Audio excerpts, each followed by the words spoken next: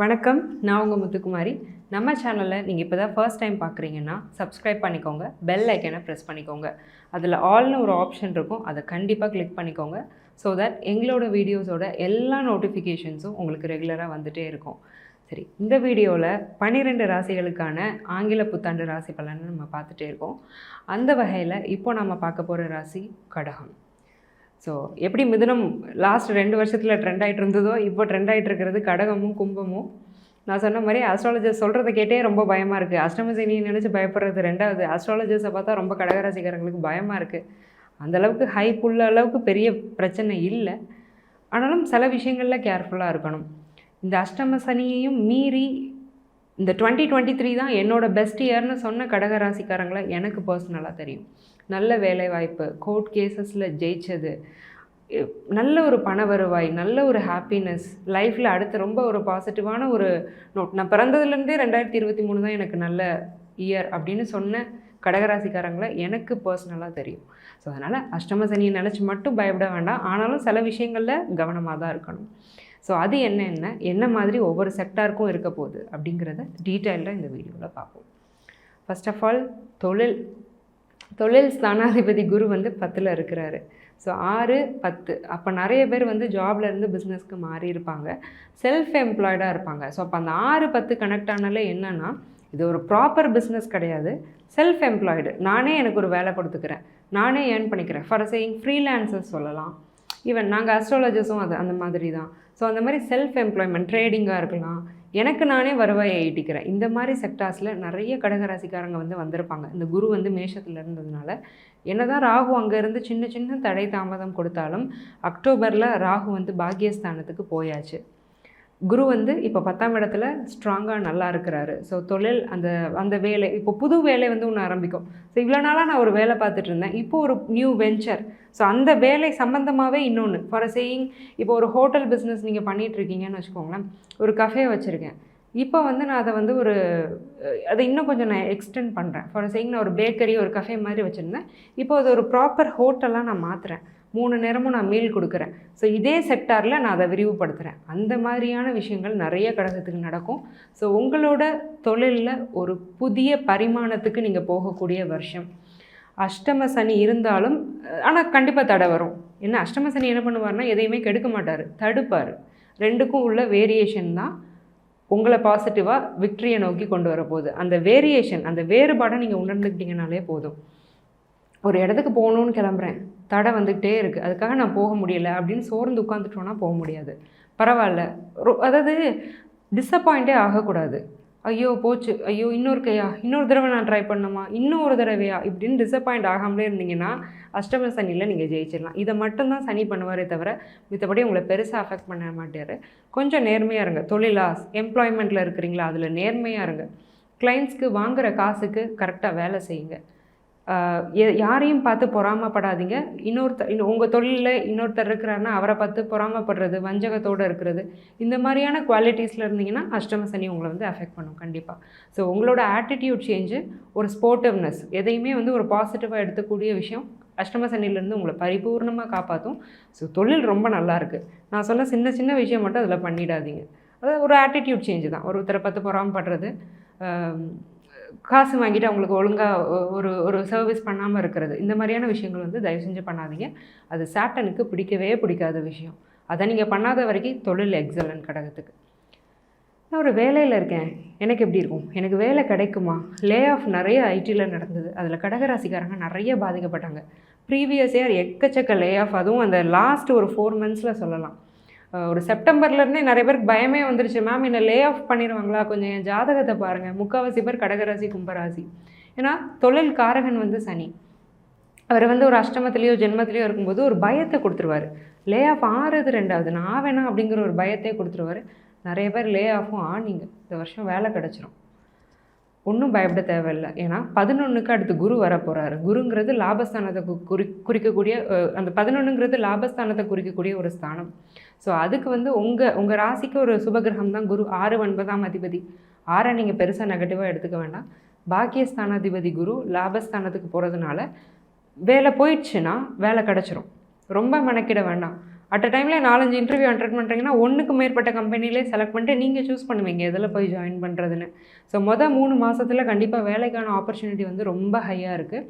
இருக்கிற வேலையில் பிரச்சனை ஆகிட்டே இருக்குது. நான் கம்பெனி மாறணும்னு நினைக்கிறேன். இதுவும் வந்து கடகராசியில் நான் ஃப்ரீக்வெண்ட்டாக பார்த்தது. ஏன்னா என்னை அவ்வளோ ஸ்ட்ரெஸ் பண்ணுறாங்க, எனக்கு ஒரு க்ரோத்தே இல்லை. நான் வாய் விட்டு கேட்டுட்டேன் எனக்கு ப்ரொமோஷன் கொடுங்கன்னு கொடுக்க மாட்றாங்க. நான் வேறு கம்பெனி தான் மாற போகிறேன். மாறலாம். ஃபஸ்ட்டு 3 மந்த்ஸில் அதுக்கான பாசிபிலிட்டி ரொம்ப ஹை. ஸோ நீங்கள் இந்த மாற்றம், அதாவது ஒரு புது வேலை மாறுறது, புது வேலை கிடைக்கிறது, இந்த 2 விஷயமே மெஜாரிட்டி ஆஃப் த கடகராசிக்காரங்களுக்கு நடக்கும். இந்த மாற்றத்துக்கு அப்புறம் உங்களோட தொழில், அதாவது உங்களோட வேலை ரொம்ப பீஸ்ஃபுல்லாக நிம்மதியாக போகும். நல்ல தனலாபம், ஒரு நிம்மதியான வேலை வாய்ப்பு. வேலை செய்கிற இடத்துலையும் பாலிடிக்ஸ், அடுத்தவனை போய் எம்டிட்ட தப்பாக போட்டு கொடுக்குறது, நம்ம வேலையை அடுத்தவனை செய்ய சொல்லிட்டு நம்ம ரிலாக்ஸ்டாக இருக்கிறது, இந்த மாதிரியான வேலை மட்டும் பண்ணாதீங்க. அதை பண்ணும்போது மாட்டிடுவீங்க அஷ்டம சனியில். சரி, ஓகேங்க. திருமணம் எனக்கு நடக்குமா? கல்யாணத்துக்காக நான் வெயிட் பண்ணிகிட்ருக்கேன். 7ஆம் அதிபதி சனி 8ல். சின்ன அப்டக்கிள்ஸ். அகெயின் திரும்ப எனக்கு அப்டக்கிள்ஸ்னு தான் வாயில் வரும். ஏன்னா எல்லாத்தையும் ஒரு மிதமாக தடுக்கக்கூடிய ஒரு கிரகம் வந்து சனி. ஆனால் நல்ல வரன் அமைஞ்சிடும். பொறுமையாக இருங்க. சரி, ஒரு 30s கிட்ட போயிட்டேங்க, ஒரு 28, 29, 30 ஆயிடுச்சு. இது வந்து சோ கால்டு ஏஜ். இந்த சொசைட்டியும் ரொம்ப பயமுறுத்திடும். ரொம்ப வயசாயிடுச்சு, உனக்கு என்ன கல்யாணம் ஆகலையான்னு. பரவாயில்ல, அது நீங்கள் உங்கள் விருப்பம். அது உங்களுக்கு நல்ல வரன் அமையும் போது நீங்கள் கல்யாணம் பண்ணிக்கிட்டால் போதும். நல்ல வரனா அப்படிங்கிறத நல்லா அனலைஸ் பண்ணி பண்ணுங்கள்.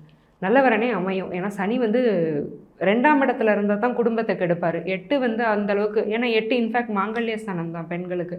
அதனால் எந்த குறையுமே இல்லை. நிதானமாக பண்ணுறது நல்லது. ஸோ ஒரு வரன் அமையுது, மாப்பிள்ளையை ரொம்ப பிடிக்குது, இந்த மாப்பிள்ளை வேறு பொண்ணை போய் ஃபிக்ஸ் பண்ணிடுவாரோ, இல்லை இந்த பொண்ணுக்கு போய் வேறு பையனை ஃபிக்ஸ் பண்ணிடுவாங்களோ, அந்த பதட்டத்திலே அவங்கள டக்குன்னு கல்யாணம் பண்ணிடுறது. இந்த மாதிரிலாம் பண்ணாதீங்க. 2 பேரும் நல்லா பேசுங்க, பிடிக்குது, பெரியவங்களுக்கும் ஒத்து போகணும், ஜாதகம் பொருந்தணும். ஜாதகம் வந்து கண்டிப்பாக பார்க்கணும். நான் ஆல்ரெடி ரிஷபத்துக்கு சொல்லியிருந்தேன், அட் எனி காஸ்ட் ஜாதகம் பார்க்காம பண்ணிடாதீங்க. பொதுவாக இது எல்லாத்துக்குமே உள்ள பலன் தான். ஆனால் நீங்கள் நோட் போட்டு எழுதிக்கோங்கன்னு நான் ரிஷபத்துக்கு சொன்னேன். அதே தான் நான் கடகத்துக்கும் சொன்னேன். அட் எனி காஸ்ட் இந்த 10 பொருத்தத்தில் வந்து தயவு செஞ்சு ஏமாந்துடாதீங்க. நிறைய பேர் ஏமாறுறதே 10 பொருத்தத்தில் தான். அப்படி ஒரு கான்செப்டே கிடையாது, அது ஒரு மெத்து.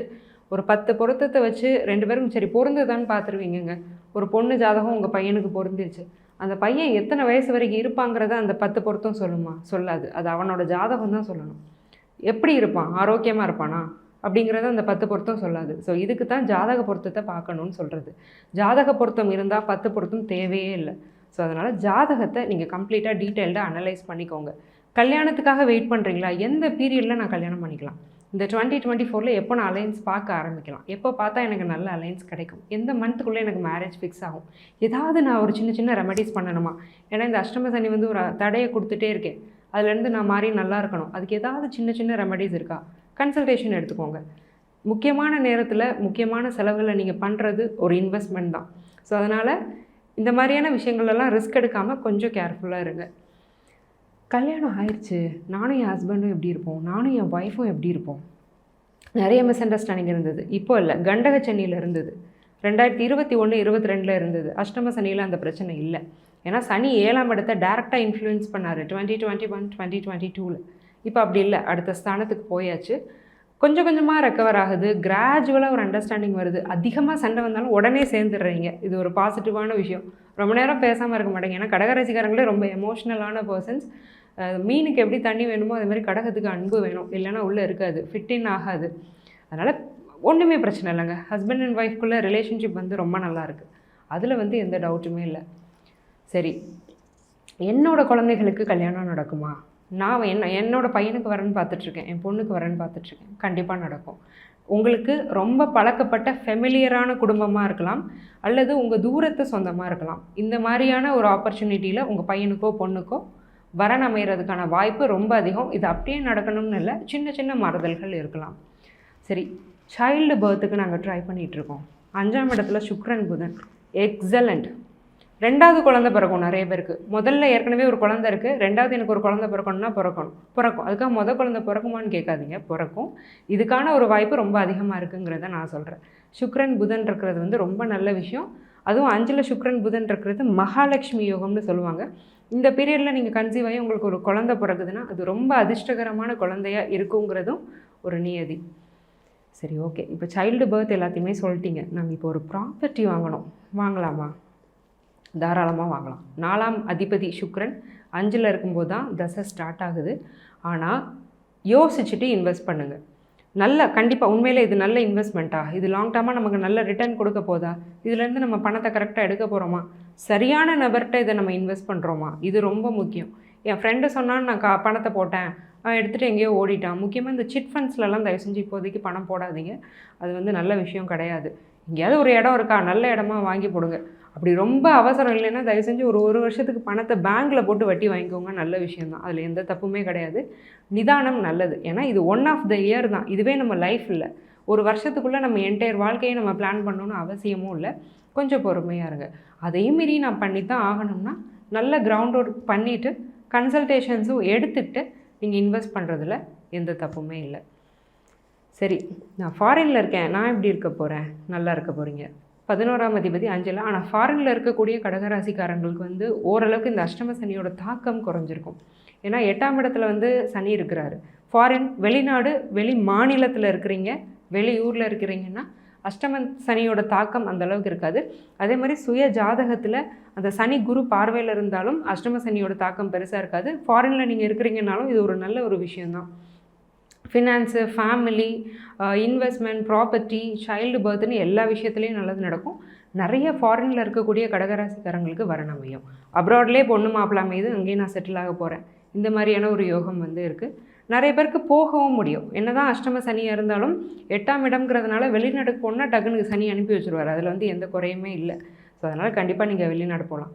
மேஜர் பார்ட் என்னோடய ஹெல்த் எப்படி இருக்குது, சனி என்ன தான் குரு பார்வையில் இருந்தாலும், சுயஜாதகம் ரொம்ப நல்லா இருந்தாலும், நல்ல தசாபுத்தி நடந்தாலும், காமனாக எல்லா கடகராசிக்காரங்களையும் வச்சு செஞ்சிட்ருக்கக்கூடிய ஒரு விஷயம் ஹெல்த். எல்லாருக்கும் ப்ராப்ளம் இருக்குது, ஹெல்த் இஷ்யூ இருக்குது. முக்கியமாக நல்ல இதை கொஞ்சம் கவனமாக கேட்டுக்கோங்க. சந்திரன் மனோகாரகன், மனசை குறிக்கக்கூடிய கிரகம் சந்திரன். 3ல் இருக்க கேது இப்போ சனியை காம்பன்சேட் பண்ண போகிறாரு, அதாவது சமாளிக்க போகிறாரு, ஹெல்த் இஷ்யூஸை மட்டுப்படுத்த போகிறாரு. 2024 ஹெல்த் இஷ்யூஸ் குறைய போகுது. ஆனாலும் இந்த சந்திரன் மனசு அப்படியே படபடன்னு இருக்கிறது, ஒரு ஸ்ட்ரெஸ் மூலமாக வரக்கூடிய ஜாயிண்ட் டிசீஸ், இது கண்டிப்பாக நிறைய கடகராசிக்காரங்களுக்கு இருக்குது. ஆர்த்ரைட்டிஸ், வாத நோயின்னு சொல்லுவோம் தமிழில். இதுக்கு முக்கியமான காரணம் வந்து ஸ்ட்ரெஸ். ஒன்று ஜெனட்டிக்ஸு, இன்னொன்று ஸ்ட்ரெஸ்ஸு. ஸோ இந்த கடகராசிக்காரங்க கொஞ்சம் அழுத்தமாக இருப்பாங்க மனசளவில். என்ன தான் இந்த தடைகள் நிறைய எல்லா இடத்துலையும் வந்துகிட்டே இருக்குல்ல, இதெல்லாம் நினச்சி ஒரு அழுத்தம்ங்கிறது மனசில் வந்துடும். ஸோ அதில் நிறைய விதம் இருக்குது. Rheumatoid, osteoarthritis, stress infused ஆர்த்ரைட்டிஸ்னே ஒன்று இருக்குது.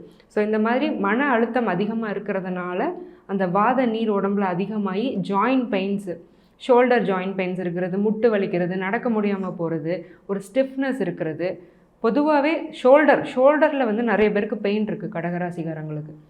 இதை மட்டும் கொஞ்சம் என்னன்னு பார்த்துக்கோங்க. ரொம்ப ஸ்ட்ரெஸ் இருக்க வேண்டாம். ஸ்ட்ரெஸ் இருந்தாலே அது என்ன பண்ணுன்னா மேனேஜ் பண்ண முடியாத டிசீஸை நமக்கு கொடுத்துரும். கடைசி வரைக்கும் நீங்கள் டேப்லெட் சாப்பிட்ற மாதிரி இருக்கும், இல்லை ஒரு குறிப்பிட்ட காலம் வரைக்கும் ஒரு லாங் டேர்மாக ஒரு டேப்லெட் சாப்பிட்ற மாதிரி இருக்கும். அந்த நோய் இருக்கிறதே நமக்கு ஒரு ஸ்ட்ரெஸ் ஆயிரும். ஸோ ஸ்ட்ரெஸ் மேனேஜ்மெண்ட்டு கடகம் ரொம்ப பண்ணிக்கணும். உடல் ரீதியான நோய் வரதை விட மன ரீதியாக உடல் பாதிக்கப்படுறதுக்கான வாய்ப்பு இருக்குது. அதை கவனமாக பார்த்துக்கோங்க. சின்ன பெயின் இருந்தாலும் அதுக்கு ப்ராப்பராக ஸ்ட்ரெச்சு, எக்ஸசைஸ் அந்த மாதிரி பண்ணி நல்லா சாப்பிட்டு உடம்பை பார்த்துக்கோங்க. கடகம் அஷ்டம சனிலையும் நல்லா இருக்கக்கூடிய வருஷம் 2024. இவ்வளோ நேரம் நம்ம பார்த்துட்டு இருந்தது கோச்சார பலன். உங்கள் என்டையர் ஹாரோஸ்கோப்போட ப்ரெடிக்ஷன் வேணும் அப்படின்னா கீழே இருக்கிற நம்பருக்கு கால் பண்ணி என்னுடைய அப்பாயின்மெண்ட் வாங்கிக்கோங்க. ரொம்ப சிம்பிளான லைஃப் ஸ்டைல் ரெமெடிஸ். இது அஷ்டம சனிக்கோ ஜென்ம சனிக்கோ நான் கொடுக்க போகிறதில்ல. உங்கள் லக்னம், உங்களோட பிராப்தம் என்ன, உங்களுடைய ஸ்ட்ரென்த் என்ன, உங்களோட வீக்னஸ் என்ன, எதெல்லாம் நீங்கள் பாதிக்கப்பட போகிறீங்க, அதெல்லாம் பாசிட்டிவாக மாற்றுறதுக்கான சிம்பிள் லைஃப் ஸ்டைல் ரெமெடிஸ்.